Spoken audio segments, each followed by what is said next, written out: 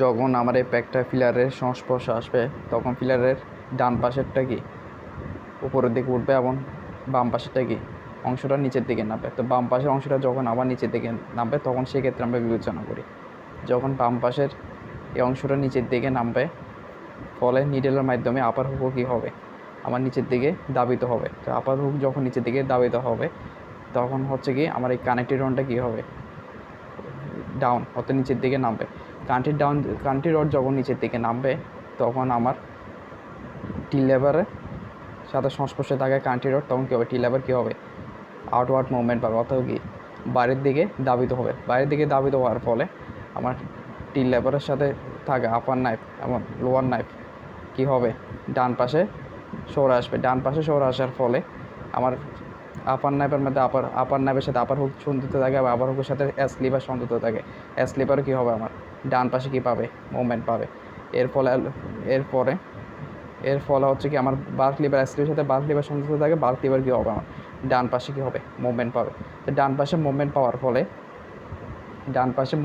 পরে আমার হচ্ছে কি বার্ক লিভারের সাথে timber liver outside Jack liver সংস্পর্শে থাকে সেটা কি আবার কি একটা উপরের দিকে কি মুভমেন্ট পাবে। উপরের দিকে মুভমেন্ট আমার হিল শেপটা কী হবে উপরের দিকে উঠবে। সেম ক্ষেত্রে আমরা যদি ফিলারের কি ডান পাশের ক্ষেত্রে বিবেচনা করি অর্থাৎ ডান পাশ যখন আমার কি নিচের দিকে থাকবে সেক্ষেত্রে আমার কি হবে সেক্ষেত্রে আমার ফিলার ডান পাশে যখন নিচের দিকে থাকবে এর ফল হচ্ছে আমার কান্ট্রি রড কি অর্থাৎ কি আপার হুকের মাধ্যমে কান্ট্রি রড কী হবে উপরের দিকে উঠবে। আর কান্ট্রি রড উপরের দিকে ওঠার ফলে আমার কি হবে এই যে অংশটা আছে আমার টি লেবারের নিচের অংশটা সেটা কি হবে আমার কি হবে ডান পাশে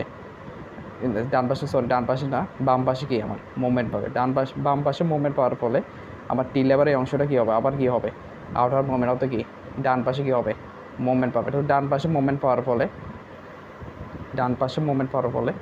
আবার সেম ঘটনা করবে অর্থাৎ আপার নাভের মাধ্যমে আপার হুক সংযুক্ত থাকে এস লিভার কী হবে ডান পাশে কী হবে মুভমেন্ট পাবে। ডান পাশে মুভমেন্ট হলে বার্ক লিভার কী হবে ডান পাশে মুভমেন্ট পাবে। তো বার্ক লিভার যদি ডান পাশে মুভমেন্ট পায় এর ফলে আবার টিম্বার লিভারের সাথে আউটসাইড জ্যাক লিভার আর সংযুক্ত থাকে সেটা কী হবে আবার কি উপরের দিকে একটা মুভমেন্ট পাবে। উপরের দিকে মুভমেন্ট পাওয়ার ফলে আবার হিল শেপ কি আবার কি উপরের দিকে উঠবে। তো এইভাবে ওঠার পর আবার রিটার্ন স্পিক যেহেতু নিচের দিকে আবার রিটার্ন স্পিক কী করবে অর্থাৎ পিক সংগঠিত হওয়ার পর রিটার্ন স্পিক কী করবে হিল শেপটা কী হবে নিচের দিকে নিয়ে আসবে আবার।